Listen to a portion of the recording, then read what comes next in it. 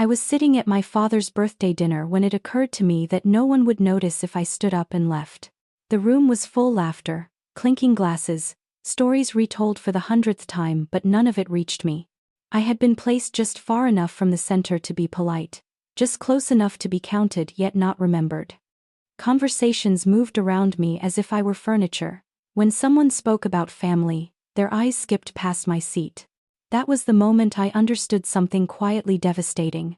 I hadn't just been overlooked that night. I had already been gone for years. The restaurant had been chosen carefully. High ceilings, muted lighting, the kind of place where every detail whispered money without needing to announce it. Long tables were arranged around the center of the room, and near the front, my family gathered naturally, as if the seating itself understood hierarchy. I found my place toward the edge, close enough to be included in the head count, far enough to be forgettable. Servers moved smoothly between chairs, refilling glasses and placing plates with practiced precision. Every time one stopped near me, they hesitated, checking the name on their list, then moved on. I watched as greetings were exchanged, handshakes, kisses on the cheek, inside jokes that stretched back decades. I smiled when it seemed appropriate. No one noticed. My sister leaned forward at the main table, laughing easily, drawing people in without effort. My brother stood beside my father, nodding along as business stories were shared like inherited folklore. I listened from a distance, absorbing fragments of conversations that were never meant for me. Promotions. Acquisitions. The future of things I was never asked about. It wasn't uncomfortable in a dramatic way. No sharp words, no open dismissal, just space. Empty space where my presence should have landed. I sat quietly, hands folded in my lap, realizing this seat hadn't been chosen for convenience. It had been chosen because no one would ever look toward it. My sister noticed me only when she needed to fill a pause. She appeared at my side with two people I didn't recognize, smiling the way she always did when she was mid-introduction, already half turned toward someone more important. "This is our sister," she said, gesturing vaguely in my direction. Then she hesitated, just long enough to make it obvious. "She does something with computers." The words landed lightly, almost casually, as if they didn't matter, as if I didn't. The couple nodded politely, their interest dimming before it had fully formed. One of them offered a brief smile, and said something about technology being nice these days. I nodded back, matching their energy, saying nothing more than necessary. My sister filled the silence quickly, shifting the focus away from me. She talked about her work, her husband, a case she'd just finished. I became background again, a prop that had already served its purpose. I told myself it shouldn't hurt. It wasn't the first time. Over the years, my life had been reduced to a vague footnote, something technical, something unclear, something not worth explaining. Still, there was something about hearing it said out loud, in front of strangers, that made it settle deeper. Not my name. Not my work. Just a summary small enough to forget. There had been a time when they spoke about me differently. When I was younger, my achievements were easy to understand: grades, awards, acceptances that could be listed neatly at the dinner table. Back then, my success fit into a story they recognized, and for a while, that was enough to keep me visible. Things changed when I chose a path they couldn't summarize in a sentence. Leaving a prestigious program to build something from nothing didn't sound like ambition to them. It sounded like waste. Risk. A phase I would eventually grow out of. No one said it outright, but the disappointment settled in quietly, shaping the way they looked at me from that point on. Without meaning to, they wrote a version of my life that was easier for them to hold. The one where I struggled. Where I tried and failed. Where I was always just one step away from admitting they'd been right all along. Every silence at family dinners reinforced it. Every polite nod when I mentioned work told me the same thing. They had already decided how my story ended. After a while, I stopped correcting them. It was easier to let them believe I was drifting than to keep explaining something they never listened to. I learned to answer questions briefly, to deflect, to smile and move on. The more distant I became, the more comfortable they seemed. They weren't watching closely enough to see the long nights, the years of uncertainty, or the slow, steady progress that didn't come with applause. They only saw what they expected to see, and once they decided who I was, they never thought to look again. Dessert plates had just been cleared when my father stood up, tapping his glass gently until the room softened into silence. Chairs angled toward him, conversations paused mid-sentence. This was the part of the evening everyone had been waiting for, the moment that would be remembered. He spoke confidently, the way he always did, tracing the years of work that had brought him here. He thanked his friends, his business partners, the people who had stood beside him through decades of effort. He turned toward the main table and smiled at my mother, praising her loyalty and patience. Applause followed, warm and automatic. Then he moved on to his children. He mentioned my brother first, speaking proudly about responsibility, about carrying things forward. My sister followed, her accomplishments outlined clearly, her name spoken without hesitation. More applause. More smiles. I waited, not because I expected anything grand, but because omission felt impossible. I was there. I always was. But the speech continued, flowing smoothly, never slowing, never turning in my direction.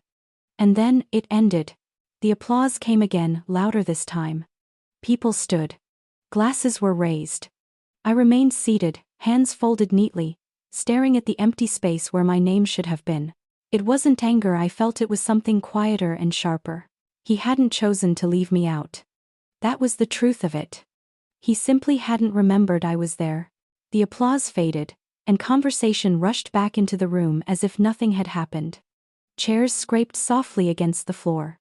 Someone laughed too loudly. I reached for my water glass, more out of habit than thirst, when my phone vibrated against my leg. Once. Then again. I glanced down, intending to silence it. The screen lit up with a message from my team. Forbes is live. I stared at the words longer than necessary, feeling the strange disconnect between what they meant and where I was sitting. Of all nights, I had chosen to be here.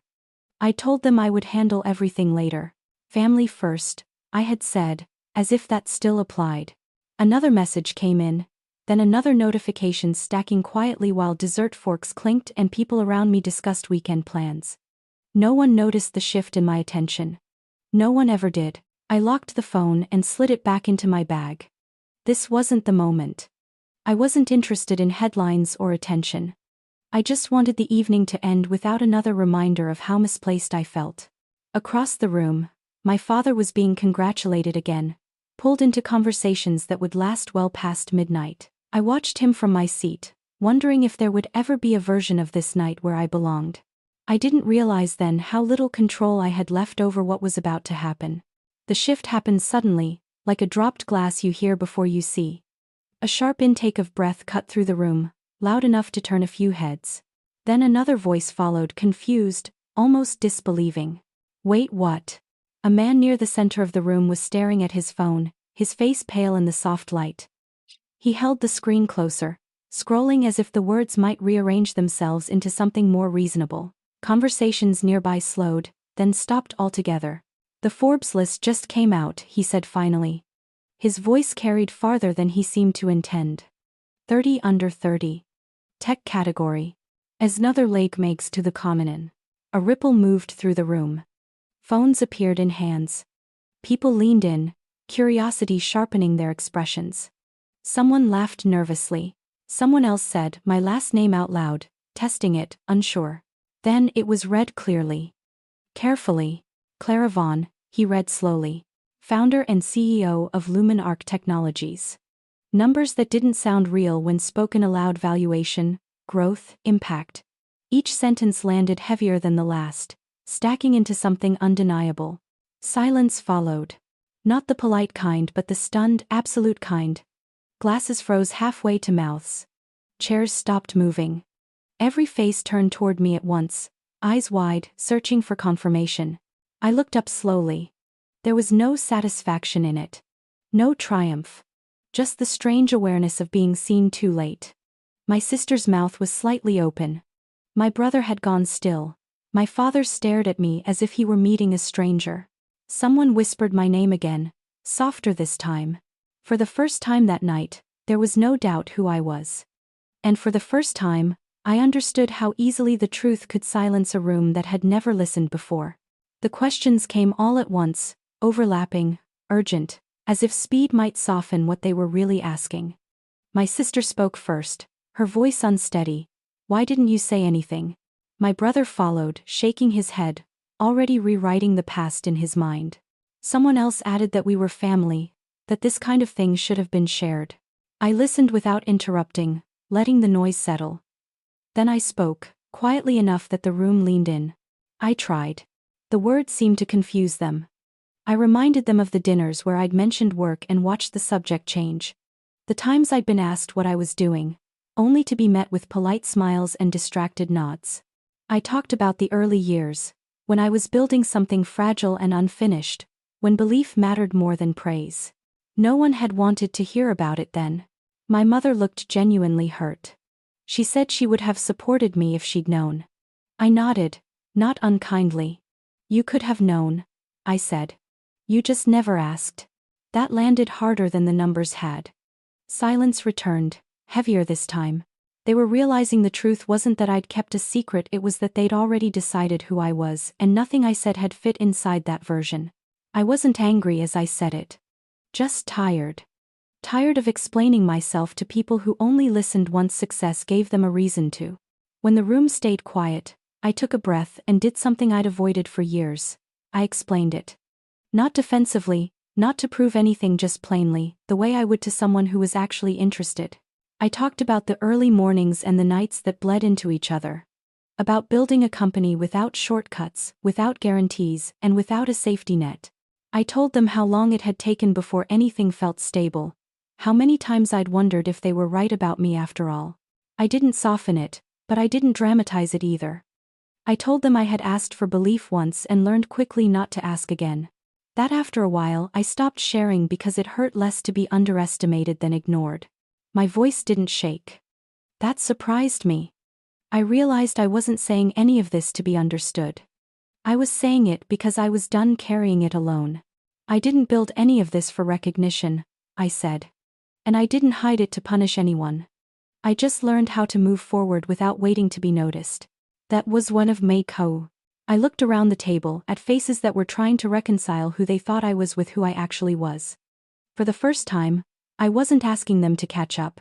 I was simply letting the truth exist once, out loud. I didn't wait for a response. There was nothing left to clarify, no argument worth finishing. I stood, smoothing the front of my jacket, aware of how many eyes followed the small movement. Chairs shifted. Someone said my name, tentative, as if testing whether it still belonged to me. I picked up my bag and stepped away from the table. No one tried to stop me. They were still caught between shock and understanding, unsure which version of me they were meant to address now. The room felt smaller as I walked toward the exit, its elegance suddenly heavy, staged. The laughter that had filled it earlier was gone, replaced by murmurs and half-formed thoughts. I passed the doorway where servers stood frozen, waiting for cues that never came. Outside, the night air was cool and steady. The city moved on, indifferent to what had just unraveled inside. I paused for a moment on the sidewalk, listening to the sound of traffic, grounding myself in something real. Behind me was a family still recalibrating. Ahead of me was a life that didn't require permission or applause. I took one last breath, then walked forward, not looking back, knowing that leaving quietly was the most honest ending I could give that night. The ride away from the restaurant was quiet, the kind of silence that doesn't ask anything of you. I watched the city slide past the window, lights blurring into something softer, more manageable. My phone buzzed again, not with questions this time, but with logistics, confirmations, people moving forward without hesitation. At the airport, no one looked at me twice. And then, in the lounge, someone did. She hesitated before speaking, polite, measured. She said my name clearly, without uncertainty, and asked if I was the person behind the work she'd been following for years. Not the headline, not the valuation, the work. We talked for a few minutes about ideas, about problems worth solving, about the future in a way that felt grounded and real. There was no surprise in her voice, no disbelief. Just familiarity, respect. When she walked away, I sat there for a moment longer, letting it settle.